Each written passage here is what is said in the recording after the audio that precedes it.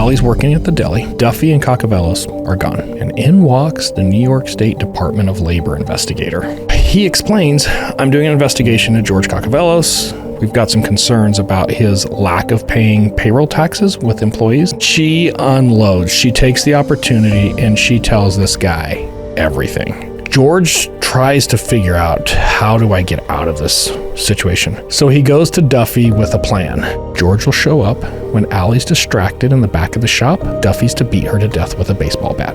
Simple plan. Oh my gosh. Prosecutors telling the story of a 22-year-old woman, Allyzibeth Lamont, who was brutally murdered back in 2019. Who goes to work thinking your boss is going to kill you? Welcome to Socialite Crime Club.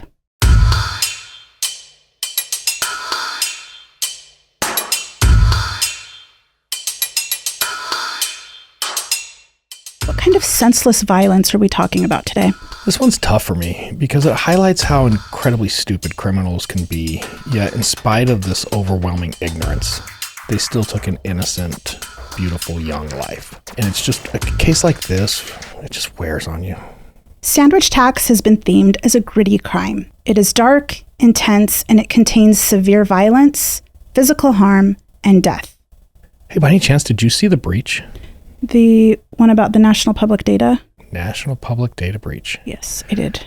National Public Data, it's a company that owns public data, but it's also very private and personal data, like your social security number, your date of birth, your address, kids, their addresses, maybe your work stuff, your phone numbers, all of that, everything scammers need. They got hacked. Pretty much everything you would use for a credit card application. They had a few files that were compromised that somebody took from them. 2.9 billion with a B. Oh my gosh. Yeah, kind of scary. It actually happened in April. They didn't report it. Why not? Because it would hurt their business. So it wasn't until a class action lawsuit came through in August that it actually came to light, and they finally admitted it the 1st of September. It would not surprise me if you or anyone you know is within that data breach. Oh, 2.9 billion records, and it's a United States company. It's pretty much every U.S. citizen who has a fingerprint in the credit system. I guarantee it. Our stuff's in there. Your stuff's in there. It's all there.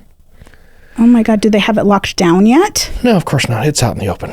This isn't Why'd you say anything my new. stuff is out there? It's out there. No time like the present, my friends. If you go to this link right down here, aura.com/Socialite Crime Club, click on that link. It's going to take you into their site, and you will be able to sign up for a free trial. Why are you going to sign up for this free trial? Because you were probably exposed in this data breach as well. So you're going to take this free trial. You're going to install it on your phone. You're going to connect all of your financial data, your bank accounts, your titles, all of that information. And when the hackers come after you, Aura is going to notify you. So you're going to get an alert that accounts are being created. Someone's getting ready to steal all your money. You can also get the spam blocker. We love the spam blocker. It's going to block any type of spam, whether it's text messages or voice calls. Again, support those who are supporting us. Aura has been a great partner for us. So just click on it. Click on the link right down here. Sign up for the free trial. You can't beat free. And see how you like it. You can thank Keri later. Everybody loves free. I'm going to start this week's episode with our victim, Allyzibeth Lamont. I got a picture here for you. Oh, she's so young. She is 22 years old. This is a 2019 case. So in 2019, she is 22 years old. She lives in Gloversville, New York. Where is Gloversville? It's northeast of Albany. It's a pretty small town. Only 15,000 people live there. She's got a boyfriend, William, fairly newer relationship. Is this the northern part of the state then of New York? It's upstate New York. It's northern central. Okay. She has a boyfriend, William. William's a good guy. Nothing really shady or suspicious with William. Okay. She has a roommate. So she's living with a roommate, and her roommate has a son. Her roommate is Jenny. Nothing really off with Jenny. Jenny's a good person. And then she works at a deli / sub shop. It's going to be known as the Local Number 9. The Local Number 9 sub shop. Local Number 9. Now, the Local Number 9 is located in Johnston. Johnstown is just south of Gloversville. They share a border. So it's hop, skip, and a jump, and you're in one town or the other, right? Sure. Got a picture of the Local Number 9 here for you. That's very New Yorkish. It is very New Yorkish. A small deli. It's nothing to write home about. We would never eat there. Do you know why? Why? Their Google review is a 3.9. What's your hard rule? 4.5 or above. Yeah. Keri gets really picky on the Google reviews. That also depends on how many reviews there are. So like it depends on if it's a 4.2 and something like that, and there's only 1 or 2 reviews so far, then maybe I'll try it, but sometimes I don't. See, I don't think it's reliable because I can remember once we were traveling, I think we were down in the deep south, and like Burger King had a 4.8. And I was like, ugh. I'm not throwing shade on Burger King, but even on its best day, Burger King's not a 4.8. That's like any kind other of fast food restaurant. That's a little bit of viewer discretion, right? Because you could very well be in that area, and Burger King is literally the best thing the only thing you can get. Yeah. That's sad. Okay, so anyway, this is the deli. Allie is a very hard worker here, probably one of their best employees. She absolutely can run this joint if she needs to. She knows all the job functions there. She can run the place by herself. She is a very critical person in this operation. So I just want to kind of lay that foundation a little bit. This is her manager. And when I say her manager, he is the main manager. This is the guy who's running the day-to-day operations. His name is James Duffy. He's 34 years old in 2019. He and Allie are friends. They get along pretty well. I don't know if Allie ever knew about his troubled past. I'm not saying she didn't, but I can't find any evidence whether she did or not. And when I say troubled past, Duffy here, he's got multiple arrests. He's a career criminal. He's been in and out of jail and trouble his entire life. I found some reporting about him possibly being involved with a sexual assault with a 14-year-old. Years prior to this. But I couldn't find anything. New York's really hard to pull up conviction stuff and sex offender stuff, so I wasn't able to confirm this 100%. So I want to be careful with that, but there's definitely some shady stuff that happened there. Sure. He also has, self-admittedly, a pretty hardcore drug and alcohol issue. Could you imagine this guy asking if you want mayo or mustard on your sandwich? Just look at that face. I didn't think about that, but now that you said it, I would probably just head over to Subway. And Subway, that's a free plug. Yeah.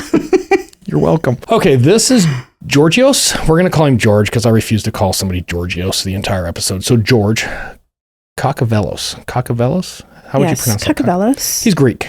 So that's where he actually, when I say he's Greek, he came from Greece. Like he came over from Greece and moved in the New York area.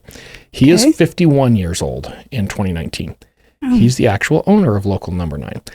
And I should probably clarify this a little bit. On paper, his wife is the owner of the Local Number 9, but for all accounts, he's the owner. Okay, just on paper, he put her as the owner. This is shady. You haven't seen shady yet. Okay. He has several failed restaurant businesses in the area, and we're going to get into why these restaurants failed, and I want to clean that up later on. They didn't fail. What's happening here is very intentional, and we'll get into that as we go. Okay. But back to the Local Number 9. I don't want to get off topic too far here. George is an absent owner, and what I mean by that is he is seldom on premise. For the most part, Duffy runs this place. Day-to-day operations, he sets the schedules, he orders the food, makes sure everybody's working when they're supposed to be.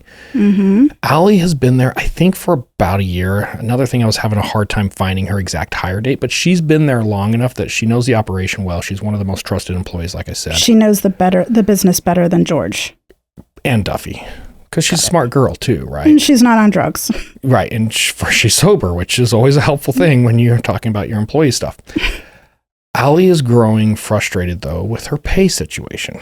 Okay. And that's because George likes to keep things, quote, off the books. He pays under the table. Pays cash only under the table when he pays. He does not generate W-2s, no 1099s. So not only does he pay cash under the table, it's not consistent. It's not like you get a paycheck every second Friday or anything. So there's no QuickBooks or ADP at this business. He has no business records at all. And I think this is really critical because we're going to come around full circle to one record he has, but for the most part, there are no business records. He's very good at not keeping records. That's never good. And then when he does pay his employees, very rarely is it the full amount that's owed. So on top of all these other issues, you kind of have a running debt going that he owes you, right? Just this constant building up of debt. Well, and when you have a constant debt of what you owe employees, you have debts of what you have to do to maintain your business. He's probably behind on rent or electricity bills or phone bills, whatever it is. Right. Yeah.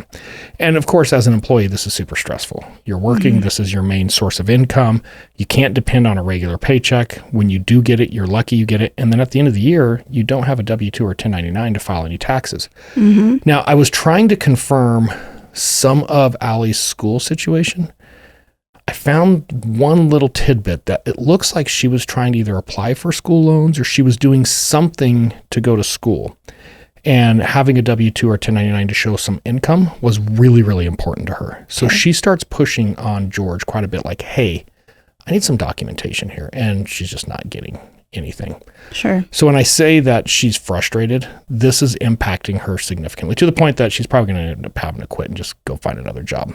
But for her, she knows the business is a good job. She wants to keep it. She just wants paid. Which she also lives in a small town, and it might not be very easy to go get a job just off the cuff in a small town. Especially if it has certain hours that she needs for whatever reason.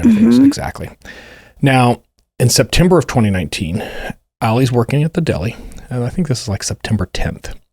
And she's there with another worker. Duffy and Kakavelos are gone. So neither one of them are there. And they're having some conversations together about pay and how backed up the pay is, how screwed up not having any documentation is. They're both really frustrated. Sure. And in walks the New York State Department of Labor investigator. Oh, no. Just perfect timing, right? They're bitching up a storm about how screwed up their pay stuff is. And then in walks the investigator, lays the badge on the counter. Hello, I'm with the New York Department of Labor. So he explains, I'm doing an investigation of George Kakavelos. We've got some concerns about his lack of paying payroll taxes with employees. Is he here? Nope, he's not here. How about James Duffy? Nope, James Duffy isn't here either. Okay, well, do you guys mind if I ask you a few questions? No, not at all. Let me tell you all about it. Go right ahead. Yeah. So she unloads. She takes the opportunity and she tells this guy everything. Sure. Which, of course, there's no way George is ever going to be able to provide any type of business records, legitimate business records. So this is really setting him up. And she knows this. Oh, yeah. She's done with this guy. Now, you said the wife is listed as the owner of this business. Where is her involvement in this business? Is she also absent? I can't find any involvement that she had in this business outside of George listing her as the owner. She probably doesn't even know she's the owner. She may not, which is interesting you're bringing it up because we're going to come back to that in a minute. Oh, okay. Now, you have to remember, Ally and Duffy are friends. So Department of Labor dude leaves. A couple days later, Ally sees Duffy and she's like, hey, you're not going to believe this. Guess who came into the shop the other day? And she tells Duffy everything because she thinks they're friends. She thinks they're aligned. This payroll thing is an issue. So, of course, Duffy's like, well, oh my, like, what did you tell him? And she's thinking, what didn't I tell him? I told him everything. And Duffy seems a little concerned, but he doesn't really push back on it. They go about their day. She doesn't think much about it. There's another conversation that's going to come up, though, where Duffy kind of re-engages with her and is like, hey, that whole thing with the Department of Labor, like, you should probably let that go. I don't know if you want to stir up the pot here. Are they still coming asking her questions at that point? Is that it doesn't look like it, but he's a little bit more concerned now that this could have some negative impact. Right. And she says, I'm not going to let it go. In fact, not only am I not going to let it go, I kind of have a 3-prong attack going here that I've planned. I will keep reporting to the Department of Labor on what he's doing and what he's paying because I'm going to hold him accountable. Number 2, I don't know that his wife even knows what's going on here. So I'm going to make it a point to find his wife and I'm going to tell everything to his wife. And then the last thing I'm going to do is I'm going to absolutely blast him on social media as a terrible employer, all of the issues that we're having, and that this guy's just a crook. Oh, which is very bad for a small business in a small town. 15,000 residents, word will fly, right? Like that could majorly impact his economic loss. Well, he already has a 3.9 Google review. Yeah, that's going to take it to like 2.6. Or less. Yeah. So all kinds of issues with this. And Duffy doesn't say much to her about it, just kind of puts it away, right? Now, Duffy's also kind of a rat. He's going to run to Kakavelos. So he goes to George and he tells him everything. Hey, she talked to this Department of Labor dude. She's going to hit you on social media. She's going to rat you out to your wife. She's going to do everything. And this is a big problem for George. This is going to add to some other problems that he has that Allie and Duffy don't know about. I can't imagine Duffy actually getting paid on time. What are his loyalties to George that he's running to him right now telling him? I have a suspicion, but I don't want to do a spoiler here. So I'll come back to that as well. Okay. What Allie and Duffy don't know is that there's some other major issues with George where this is coming at the worst possible time. Okay. George is kind of behind on his taxes. When you say kind of, like a year? I don't know how many years, but it's like $700,000. Oh my God. Yeah, so having another investigation coupled with some of that, this is not good. Well, he's being investigated because he's so ridiculously behind on his taxes. It's not that he's behind on his taxes. It's arguably it's not criminal to be behind on your taxes if you're doing everything in your power to pay for them, right? They're going to hold you civilly responsible, but It's not criminal. You're on a long-term payment plan. Yeah, that's not what we're talking about here. George's businesses don't just fail. George has a history of running operations under the table until he can't anymore, and because he's going to go to jail about it, shut that business down, start a new one.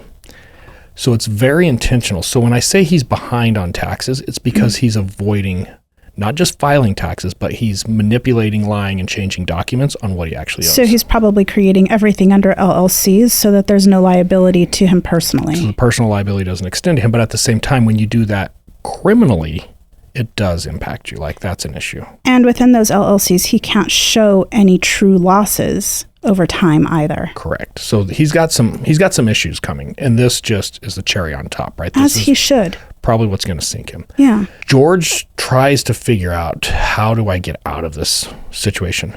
I own the deli shop, and I'm in a pickle. That was a cute little pun, the pickle. Thanks. Yeah, good work. So he goes to Duffy with a plan, and the plan is pretty simple. He's going to set it up so that Duffy and Allie are working alone one night. George will show up when Allie's distracted in the back of the shop. Duffy's to beat her to death with a baseball bat. Simple plan. Oh my gosh. Now, Duffy, being Duffy, is like, okay. And actually somewhat agrees to this. You want some mayo with that? Yeah, right? So the plan is set up for October 27th. This is the day it's going to go down. Okay. And sure enough, they set the schedule so that Allie's staying late. All the other employees have gone home. There's a back room to this sub shop that they wash dishes. They've got a big rack that holds the soda syrup. You know what I'm talking about, with the fountain drinks, and then you get the boxes of soda syrup. Yeah. So, and kind of a storage area. So they have Allie washing dishes in there. And why this area is so critical is when you're standing at the sink, you're in the center of the back part of the room.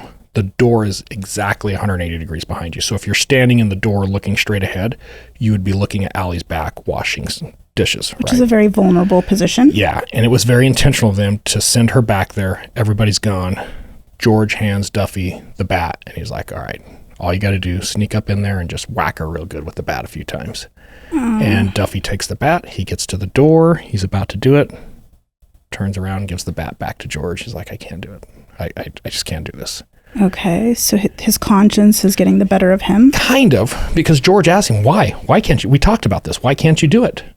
I'm sober. Oh my gosh.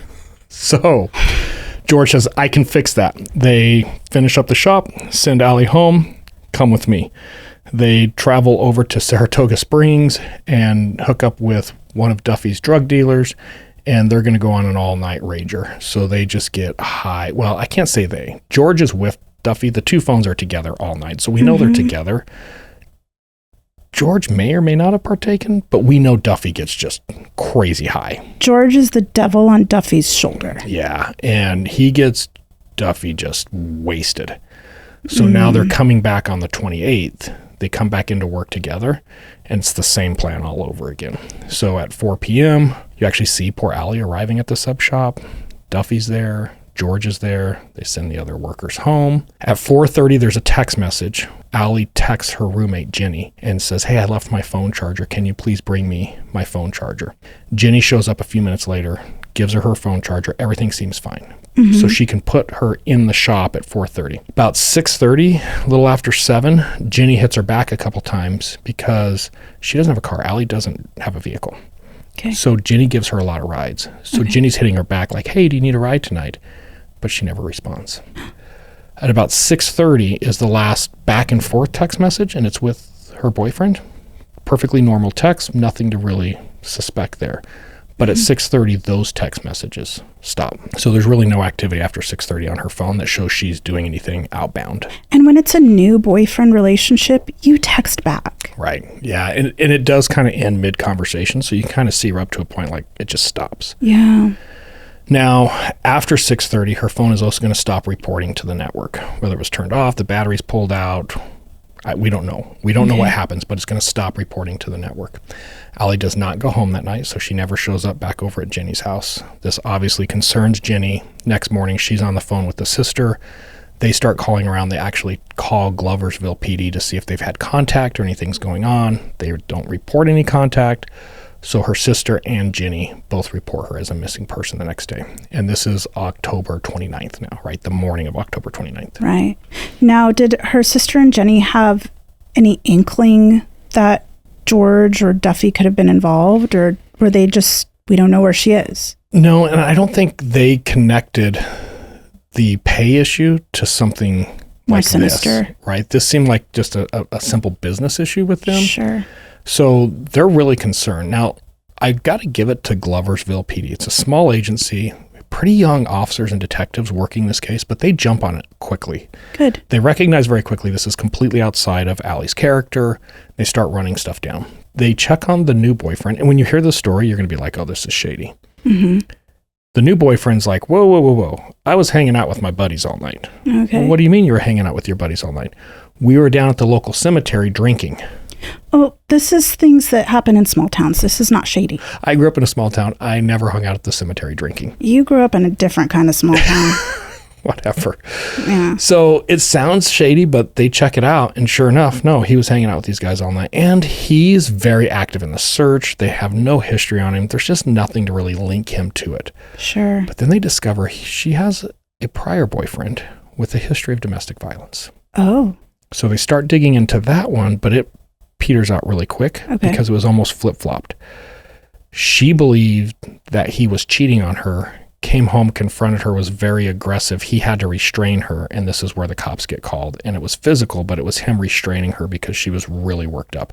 Sure. They broke up. They haven't had contact since. Okay. So nothing really there either. So the more they're running down these things, and this is all the same day, like they're hitting these quick. Right. And they start piecing everything back together, and they find out very quickly the last place it appears that she was seen or known to be is the sub shop. By the time they get this, it's the end of the day. No one's there. So they're going to go to the sub shop the very next day to do more interviews. They're also going to involve the New York State Police. So they bring in the New York State Police to help assist with this investigation. So just to recap here, the incident happens the night of the 28th. We don't know what happened after the sub shop thing, right? She's gone. Mm-hmm. On the 29th, she's reported missing. They start the interviews. On the morning of the 30th, they're going to go to the local 9 and interview both Duffy and George. Now, I want to make it clear, it's morning time. It's about 10 o'clock. Okay. When investigators get to the local number 9, the first thing they notice is a piece of paper that's taped to the door window. Sure. It says under renovation, but still open for business. How long has it been under renovation? It looks like sometime around the night of the 28th to the morning of the 29th is when it started. Sometime in that time frame. Okay. So they go in and they start talking. The place is a mess. There's missing walls. There's clearly like a remodel thing going on, but the floor is just trashed, like especially in the back area. Okay. And they're noticing, man, what happened here? And George explains, well, we had an issue. Our lines to the soda machine accidentally got cut during our renovation. Mm-hmm. And all of the soda syrup, the boxes, the big 5-gallon boxes, all of it leaked out. And I think they had like 12 of them. So you figure 5 gallons, 12, what's that? 60 gallons of soda syrup all over the floors. This was part of their master plan. It just made a hell of a mess. They're noting this like, okay, that's kind of strange. Hey, what about Allie? And they're like, yeah, we don't know what you're talking about. What's wrong with Allie? Well, she's missing. Oh, we didn't know that. So George starts to put this story together that on the 28th, Allie came to him and needed $500 to get a new apartment she was trying to move into. So George, being the gracious guy he is, says, absolutely, Allie, and didn't pay her back pay, didn't pay her paycheck, gave her a $500 loan. And guess what George is going to do for the first time ever? Something nice. Document a business transaction. He actually handwrites a loan agreement between him and Allie. Was her signature on it? No. But he's still giving it to the cops, being like, oh, look, I gave her $500 and she left. I haven't seen her since. What an idiot. Okay. Oh, we haven't even got into stupid things yet that these two are going to do. So at the same time, they're trying to talk with Duffy. He's shit-faced, like gone. And it's 10 in the morning. It's 10 in the morning. So they ask, hey, would you two mind coming down to the police department where we can have a little more of a better environment to talk about this, opposed to the soda shop customers coming out? It's just weird. They had other workers there, so great. Yeah. They both consent to come down. The interview with Duffy is just insane. Do you remember when I was talking about Darren Hill and we interviewed the dad, Clarence? Yeah. And he was so high the first time we contacted him about the fifth question. I told my partner, I'm like, just stop. He could admit to everything right now. There's nothing we can do. Right, yeah. When they get Duffy in the interview room, and this is recorded, he starts off by saying, I gotta tell you guys, and he's really animated. He's standing up like over the detective. I gotta tell you something. I'm really high and drunk right now. I have an alcohol and drug problem. I'm a drug addict, but please don't tell my boss. And it's like, wait, you were just with your boss and you're an even bigger idiot down there. He knows. Yeah. So they realize this interview is not going to go anywhere and they send him home. They just stop the interview. In fact, he aids and abets in your drunkenness and drug habit. Oh, wait, just wait. So they start the interview with George. Super friendly, super nice. He's always considered Allie kind of like a daughter. He's taken her under his wing. He's really tried to help her. You know, there was a while back when Allie was suicidal, told him that she just wanted to end it all, and he helped her through that. And he's tried to help her by giving her really good advice, and he gave her this $500 loan. Like, he's just trying to help her. But according to George, you know, that girl's got some problems. Oh. Now, I'm going to give it to a detective that was there, a younger detective. And watching the interview, it was impressive what he did. Now, you have to have a search warrant to search phone. George is consenting at this time to the interview, but he hasn't consented to everything. And he's got his phone with him. And a couple times, like little messages are coming up and he's looking at it on the side. Sure. So the detective asks him, hey, when was the last time you had contact with Duffy? And George is like, I don't know, maybe a day or two ago. Well, is it normal? Well, we just talk about business. Okay. Would you mind? Can you open your phone right there and just look at when you had the last phone call with Duffy? Yeah. And as George does it, the detective kind of moves himself around and starts looking over George's shoulder. And a lot of people might think he's just trying to snoop on what George is looking at. But there's also a big psychological play here. Somebody with nothing to hide can be like, yeah, look, see, it's right here. I called him last Thursday. It was a 4-minute conversation. Sure. As soon as he does that, you can see George's demeanor completely change. He gets a little bit more private. He tries to turn the phone away a little bit. So it's that initial thing, his reaction. Yeah. That the detective's like, oh, can you scroll up some more? Yeah, no, keep going. Keep going. Right there. Can you stop on that call? He's like, see, that's a 34-minute call to Duffy. What did you talk to Duffy about for 34 minutes? And George kind of closes his phone down. Suddenly, he didn't want to be so distracted by his phone anymore. He wanted nothing to do with it. Right. He doesn't want to talk about his phone anymore. So they start pushing on that, and he completely closes down. He changes demeanor 100%. And he tells them, look, I'll help you with whatever you want on this investigation. And they tell him, well, we want to look at your phone. No, that's my private stuff. I won't help you look at my private stuff. I don't want to help with that. And they end up having to end the interview. Right. It's no longer consensual. Yeah. So the problem here is they have some good indication he's full of it, but it's one of those challenges. We don't know exactly why. We still don't know what's going on. Now they're running with cell phone records. They're trying to get everything else going, but those things take time. As you know, it's going to be a little bit. They also come up with a plan of, hey, we need to hit Duffy early in the morning. When he's sober? Yeah. Let's see if we can catch him before he goes on his binge. So again, to recap, She goes missing on the 28th, reported on the 29th. They interviewed Duffy and George on the 30th. Well, technically, they only interviewed George. Good point. So now we're on the morning of the 31st. They're going to hit Duffy at his house early. Get him before he can ingest any drugs. Before the sun rises. Yeah, like he's still waking up. He doesn't even know where he's at. And he consensually goes back down to the police department with them for a second interview. This time, completely different interview. They catch him sober. He starts the interview explaining how close he and Allie are. She's a good friend of his. He's really concerned. Definitely the best worker there. Very pro Allie. Mm-hmm. He stumbles a couple times, though, where he can't really explain his whereabouts, what he's doing at certain times. He falls back to, I'm a drug addict. Sometimes my memory just isn't that clear. And they keep pushing on him. And when they start to get into, did you do something with Allie?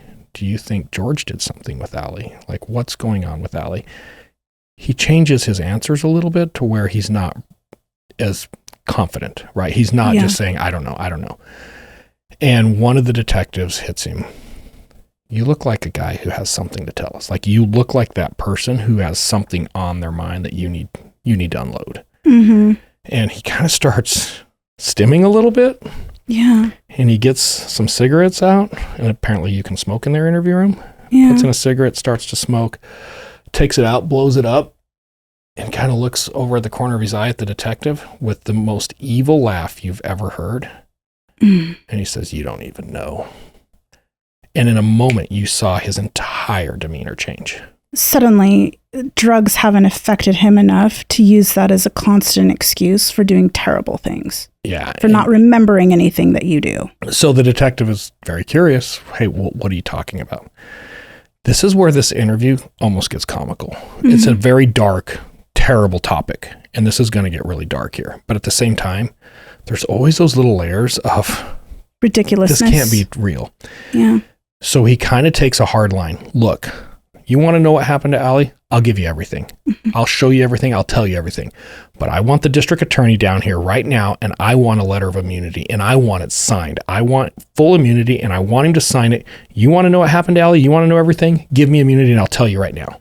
Oh, my gosh. And the detective's like, well, I can't get him down here right now, and I can't promise you anything. And Duffy takes the negotiation, and he thinks, okay, I'll tell you. So he goes from like one extreme to the absolute other. Boom, just like that. Because I'm about due for a hit. Yeah, I'm going to have to get out of here soon. So he starts to tell this crazy story, which we've kind of gone through a lot of it already, where the Department of Labor guy comes along. He tells George what Allie's doing. Sure. George tells him we've got to get rid of her. What happened on the 27th, he chickened out, wasn't high enough. So George took him out that night, the 27th, gave him $500 just for drugs. And they went and bought $500 worth of drugs, and he just went on a binge.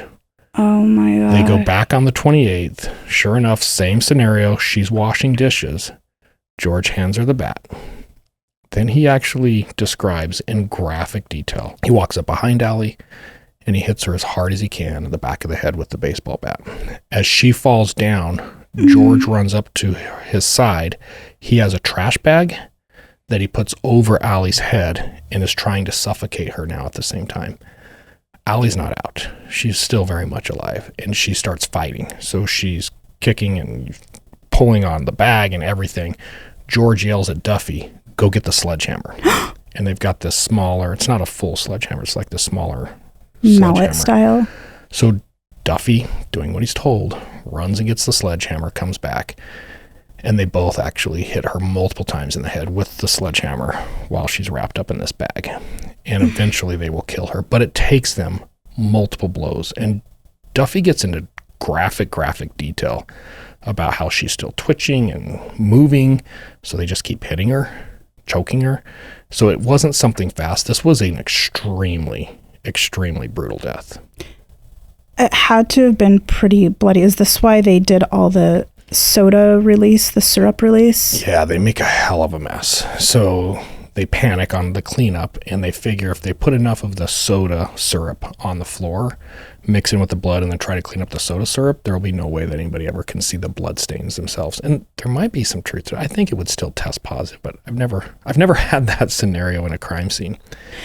So let's go back a little bit. I asked you what was Duffy's loyalties to George. Do you think maybe George just kept him around because he was just as much of a terrible person as George, so it was easy to get him to do things for drugs? He paid $500 for drugs and he got a hitman. I think that he would do whatever George wanted done for very little cash. It was more of, if I get him in the right mental state, which I can do with $500 worth of drugs, he'll do whatever I need him to do.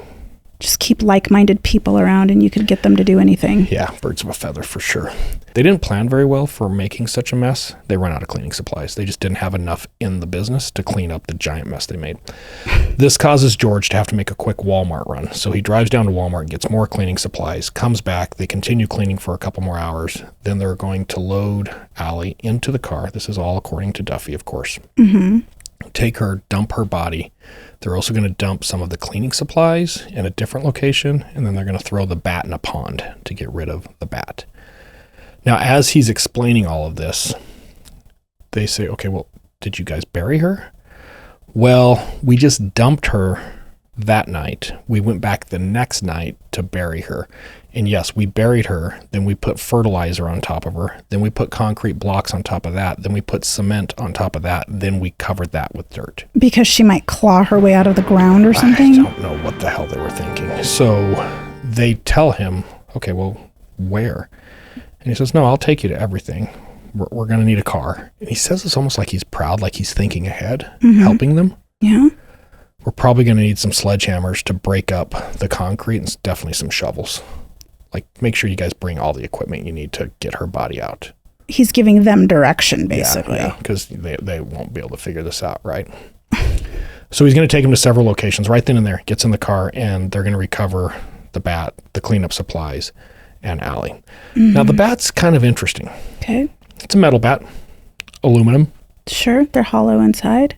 Hollow inside, so they go to a pond and they throw it out in the pond because it'll sink and they'll never see it again. Aluminum bats float. Yeah. So as soon as law enforcement gets to the pond, he's like, well, we threw it out there. It would sink and that way you guys would never see it. You're probably going to need a dive team. And they're like, nope, it's floating right there. So they recover the bat immediately. Was it just caught up in a snag of trees or something? Yeah, there's some little bushes like little cattails. It's just floating right there where they threw it.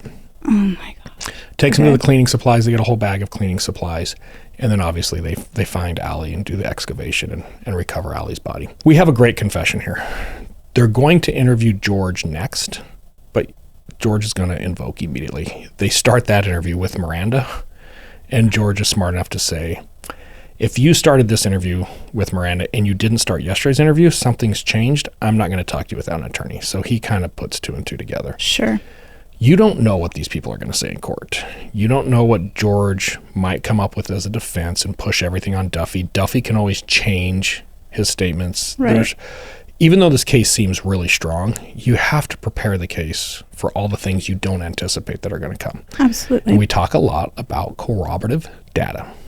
Right. We're going to talk about that on this case, except we're going to show some examples because this case is really, really good when it comes to this. Okay. We're going to get receipts, bank records, surveillance videos, cell phone records, the whole thing. Instead of analyzing the financial records and then looking over to surveillance videos and then cell phone records, we're going to put it all together in one comprehensive review. It's much easier for a jury to understand a complicated case when we do that anyway. It's just comes together much better. So I'm going to let this run for just a second. We can put it on the screen so our viewers can see it. If you're listening, this is going to be another one. You're going to want to go to YouTube for this. Looks like we have another Verizon case. We do. It's Verizon timing. Good catch on that. On the right-hand side, you see a bunch of dates and times. These were all significant times to where we had some type of financial information or activity on George's phone, George's credit cards, George's gas receipts, whatever it might be. And what we're doing here is we're starting to tie to show the jury, hey, every time we see George use his credit card, when he goes to the ATM, when he fills up with gas, and here's a surveillance video, we see his phone is there. So we're showing the reliability of the phone records with this other data first. And that's why, we start on the 25th, the 26th, the 27th, everything prior to the crime to show this. Now, we're not going to run through all these all day because it could take 4 or 5 hours, but this is the actual presentation that I took into court and actually was able to show to the jury, hey, here's George getting gas. Mm-hmm. Sure enough, we also see George using his credit card. Sure enough, the timing data puts him right on top of this service station here. Right. By the way, the car he's driving is the same car he drove the night that he killed Allie. Right. So it's really impeding the accuracy of what this data is upon the jury. Right. And we're just trying to drive that home to the jury of just how accurate this timing data is, so that, look, when we see he's at these locations we can prove he's at, we can also see other times where we don't have receipts, we don't have surveillance video, but we know where he's at.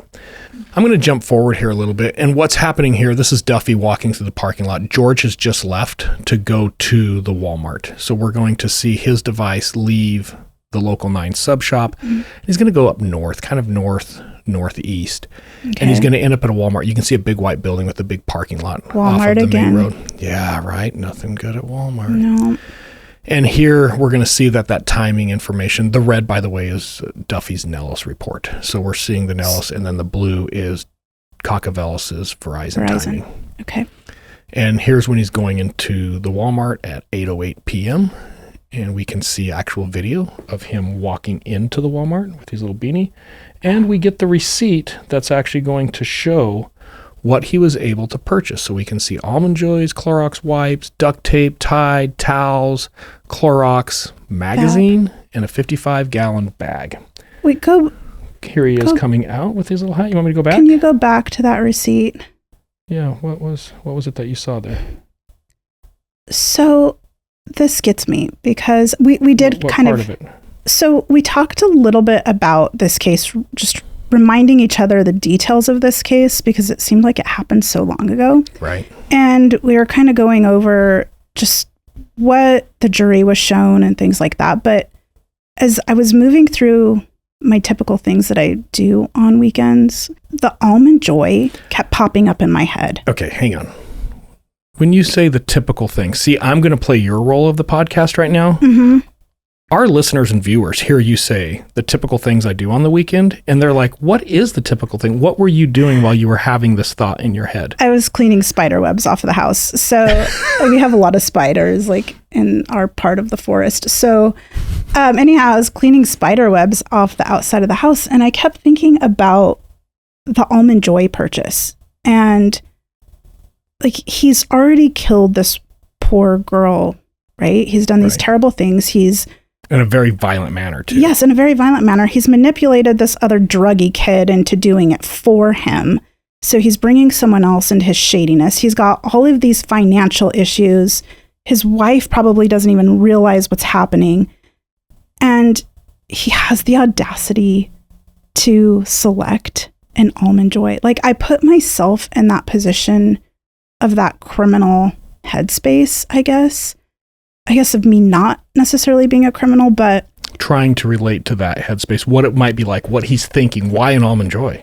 Yeah, because if I were the person in that position of being a terrible criminal, like if I were going through the candy aisle or whatever. Because you still need a snack. Yeah, you're hungry after that, I guess, right? But that's the other thing. I don't know that I'd be able to even eat after that, right? And if I'm going to reach for a candy bar, typically, I'm going to reach for a good candy. I'm going to reach for like a Toblerone.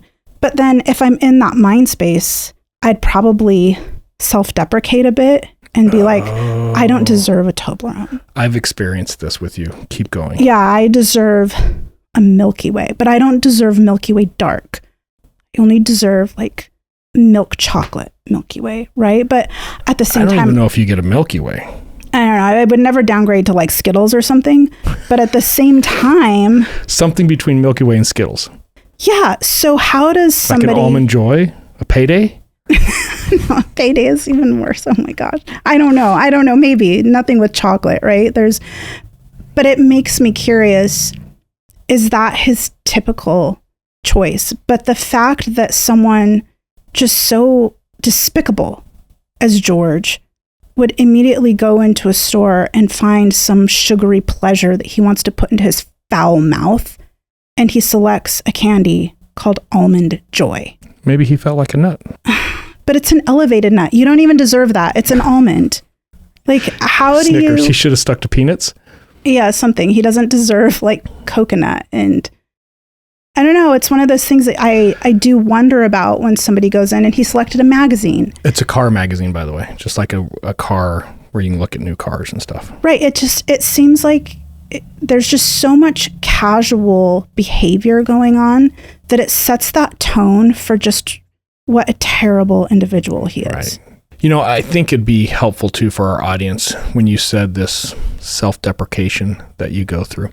Why don't you share with them, like if you and I are going to go do a workout and like I'm struggling with this workout, you're feeling this workout. What do you say to me typically in the middle of those workouts when we're struggling with those? I don't know that I want to say. What do you typically say? It's not when you're struggling. We both struggle, for one. Okay, fine. When it's been That's a what while. I said. When we're both struggling, I haven't struggling. said this in a really long time What do because you I'm a say, better though? person now. What do you say? It's usually after we leave the gym and we're really sore, or a few days later. But I tell you and I that this is what fat little slobs get. This is what happens when we don't continually go to the gym. This is what happens when we get lazy. Yeah, you have a serious self-deprecation issue. So anyway, he's going to enjoy his own joy, I'm sure. I want to show the next piece of this. They're going to load the body. And what we're going to look at here is I'm taking a screenshot of the camera view of the intersection there, but now we're going to zoom out. It's not daytime, it's nighttime. And we're going to see these blue lines, the timing data from Verizon, and they're going to leave the sub shop and they're going to take off to the east. And you'll kind of see how I've positioned this here in just a minute. As they leave, we're going to see the phone track with the highway, and it tracks perfectly, and they're definitely headed to the east. But here in a little bit, the phone just stops moving, and then when the phone stops moving, the phone goes off. And we're trying to use the phone records at this point to figure out, well, why did the phone go off right here? Did they just turn it off? What is right there? Because we see them stop first, right? We can see that they're clearly traveling right here. Sure. And then it just stops. So using the phone records, we dial things in a little bit and we try to figure out what's in the area where the phone stops working. Okay. And there's a winery. Oh. And it looks like, hey, the winery's closed at that time. Why would they stop at a winery? Duffy needed something else in his system? Yeah, but it's closed. Right. You can't even get in there. So, well, I wouldn't put it past them to find a way to get in there. Yeah, we don't know why, but they're also trying to dispose of a body. Right. When I zoom back here, notice the wine barrel right there on the side of the road where you pull into the winery? Like a decorative item to show that that's the winery as you drive by? Well, the winery has surveillance video. And when they pull the surveillance video to try to figure out what these two schmucks are doing at the winery, you can see the car pulling over right here. See the wine barrel and the headlights right there? Yeah. Now you're going to see the passenger jump out, and he's going to set something on top of the wine barrel. Any idea what that might be? His phone. Both of their phones. They will leave the phones there, go dump the body, and then come back and pick up the phones. Because they don't want law enforcement to figure out where they actually dumped What the is body. going to appear more guilt-like to the jury? You dumping your phone on the way to dump the body, or actually just taking your phone, right? And you would think, well, yeah, but they don't want to take their phone out there. Well, remember, they just dumped the body the first night. They go back the second night to bury her. They take their phones. Oh my gosh. They go back the next day because one of them loses their dumb beanie hat. They go back to get the beanie hat. They take their phones. I can put their phones at the gravesite 4 more times after this. So to all the extent that they went to there, they still screw this piece up.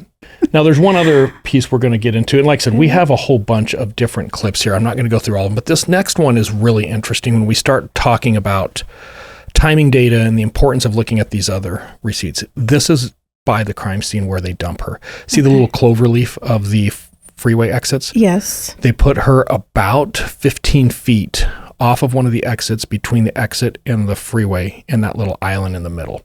Lots of trees though, so she was fairly well hidden. Yeah. Now, on this particular day, they go back out there and then they're going to do a big loop. They're going to stop at a hardware store. I think they stop at a couple other things. So a gas station. Here they are coming in to get the gas station. George is driving. Duffy is going to be in the passenger seat. You're going to see here too, George is kind of a terrible driver. After watching surveillance video after surveillance video of him, he never drives like most people you see. Like, he doesn't take a real good approach at that parking stall there and just kind of... Well, I don't think they have roadways like ours in Greece. He probably just didn't learn. Yeah, so this is Duffy you see getting out of the car. Now, it's early in the morning. What do you think Duffy needs? He needs beer. Yeah, he's going to buy some beer. There of course he is. What is that? That's Bush. It's the good stuff. Yeah. And then George is going to come in. He's also going to pay for some gas, and which is nice because we get it on his debit card. So we not only have the debit card, we have surveillance video. We have both of them where we can actually make out the face.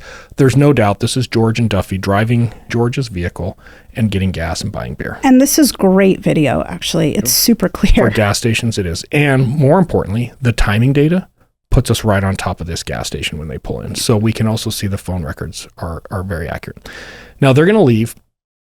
This is when they're dumping the bat in the bag. So they went by the pond, they threw the bat in the pond, and now they're going to go up to a different area, and it's pretty remote. Here's something criminals need to be aware of. Everybody's got cameras these days. The idea that you're going to pull off a crime without being on camera is far gone. It never happens anymore. And check out how rural this one is. Now, they're going to hit a hardware store first. And the reason they're hitting a hardware store is they're going to get a tarp to bury some stuff in. They just... I don't know. Wanted it all contained? I guess, like make it easier for the investigators to find, which, hey, good for them. And there's Duffy walking out with I think they're gloves, the green gloves, and then a brown tarp. Okay. From there, they're going to just drive right up the road. And they're actually going to make a big U-turn because they're just driving around looking for a place to dump all the other evidence they still have in the back of George's car at this point. Okay. And there's a house at this intersection. So where you see that road going up north and then it intersects with the road going east-west there. Yes. I'm going to zoom in and I'm going to isolate the house, and I'm going to use a yellow cone to show the field of view of this camera. Okay. So it's mounted on the side of the house. The red dot is what we're going to see with George's car. So he's going to come up the road and he's going to turn here so we can actually see him. Sure enough, boom, there he is, that first black car. And he's going to make a right-hand turn. Now, once he makes the right-hand turn, he won't be off the screen very long. He's going to do a U-turn and come right back. So although he's made that turn, they do a U-turn for whatever reason. It's like they were driving by, saw the spot, and like, that would have been a good one. So they're flipping around. Flip around and come back. So now we're actually going to see him come back here. Okay, so here he is coming back, and they're going to go right back down the same road that they came up from. But watch what happens just before they go out of frame. And you talk about luck. They're going to pass that semi right there, but they're not going to keep driving and get out of the camera field. No, they're going to hang a left into the woods. The luck of this camera, like literally 10 more feet down the road, we would not have captured this.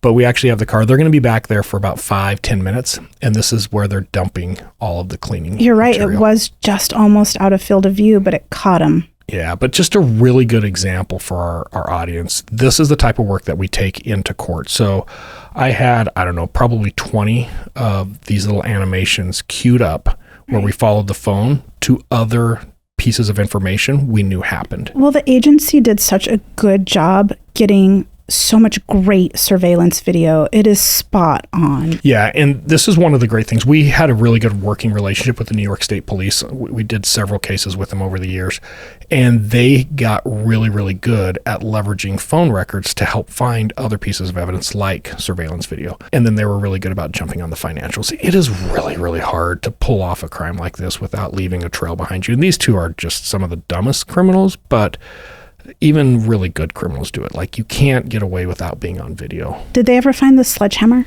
I think it went in the pond with the bat. And unlike the bat, it sunk. I don't recall seeing anything or reading anything where they found the sledgehammer. Now, this was a COVID trial. So they did this trial in the middle of COVID. So when I flew out there, the plane was pretty much empty. Yeah. Restaurants are shut down. I'm in a glass box to testify, and I have to wear a mask, like in the glass box and with a mask. It's super uncomfortable. The jury's all wearing masks. Everything is via Zoom. Well, because it's COVID, they wouldn't let anybody attend the trial. So what they did, instead of having a jury box, is they put jurors like every 4 seats throughout the whole courtroom. So usually you can just turn to one side or the other and address the jury. But the jury was scattered throughout the whole courtroom trying to keep the social distancing. It's a really weird setting to have a trial. But hey, good for them. They didn't get that COVID lag like the rest of the country did with their criminal cases. Right. Because we're still experiencing that. Now, all of this is going to come into court. The jury's going to see exactly what happened. Duffy will testify against George, tells him everything he told him in the interview. So that all comes out. They will find both of them guilty. Duffy's going to get 18 years. That is part of a plea deal for him to testify against George. Okay. George is going to get life. Now, in New York, several years ago, there was a new law, and I say several years ago, it's probably more than a decade or two at this point. Mm-hmm. They passed a law in New York that anybody who gets life in prison has the possibility of parole. It's a New York thing. There was a certain statute that if the judge found very, very specific aggravating circumstances, he could remove that piece. Since that law was enacted, this is the first case in the history of New York State that somebody got sentenced to life in prison without the possibility of parole. Good. He deserved that. Yeah, so he will be spending the rest of his life. He will die in prison. Good. There was an appeal that he recently filed. It was dumb. I got into parts of it, and he's challenging some really goofy stuff that doesn't go into the merits of the case, so that one kind of got dismissed. I still need to pay my taxes. You have to let me go. I think it's safe to say the state of New York's not going to get their money out of this one. No. Yeah, it's not. About how old was George when 51 when this happened. He was sentenced at 54. Wow. Okay. So, yeah, hopefully he'll do 30 years maybe before he dies. Let's hope. Yeah. 20. Well, interesting. Even for Duffy, he's going to spend a pretty major part of his life in prison because he looked pretty young in that photo. How old was he? I think he was 34 at the time of the crime, so sentencing was probably around 36. He'll get time served for the 2 years there, so he won't get out of prison until he's 51, 52. Oh, my gosh. Probably 52. It's kind of your prime to get things done. I don't think it's long enough. I think he got a pretty sweetheart deal. I think they would have solved it anyway. They could have proven the case without his testimony. Yeah. And he played a major, major role in this. I mean, at the end of the day, he's the one that ratted her out. Absolutely. But you know what? Would he have really ever even had a prime on his drug and alcohol I think path? he hit his prime at like the age of 4, and then it was just downhill from there. Maybe. Didn't go very well after that. You know, you mentioned that George was the devil on Duffy's shoulder. Mm-hmm. The prosecutor actually used a very similar term in his closing arguments, explaining to the jury that, hey, the devil doesn't hire an angel to do their work. The devil hires a demon. And in this particular case, Duffy was the demon, right? That's the connection between them. And the prosecutor was really trying to show the jury, hey, these two together is what made this crime. It's not one or the other. It's not somebody got forced into a position that they just had to do this, right? It was very much a calculated decision that they both elected to just be a part of. Again, it goes back to that mindset of somebody being such a terrible person like George that they'll keep people around them to do their dirty work and in ways that they can just take advantage of them and exploit them, but then continually do things so casual as to buy an Almond Joy and just enjoy it. Yeah, and I think for me, when I get to the end of this case and I was putting it back together and reviewing a lot of the stuff I did back in 2020 on it, it just stood out. Just leave. Just go get a different job. Yes. There are so many more opportunities, better opportunities. Nobody should have to deal with this. You know, pick your fights. I'm all about picking your fight and picking the right fight. But even if he started paying her on time, even if he did generate a W-2, he's clearly a terrible person. There's other jobs, man. It's not worth your time. And you never know how far down the rabbit hole somebody's willing to go to conceal their criminal activities. And if there are drug addicts working around you and you are not a drug addict, you will see the terrible behaviors of those people, their work ethic. Get out of there. Don't stay there. Yeah, life's too short. Both of her sisters, so Allie had 2 sisters, both of them came forward and spoke at the trial. I saw bits and pieces of their testimony, if you would, to the judge. Just heartbreaking, really, really close, that true sister bond. Yeah. And it was really hard to watch them kind of go through and process just how dumb of a thing this was. Yeah. So, yeah, it's not a very happy takeaway, but that's our takeaway. Socialites, stay safe out there. Thank you for joining us this week. We'll see you soon. So as soon as he gets out of the car, the officer grabs him by the arm, kind of puts him in the arm lock, smashes his face down on the hood, and then kind of puts him in this chokehold and pulls him back. But he was being compliant. They handcuff him. The wife is thinking, what the hell is going on?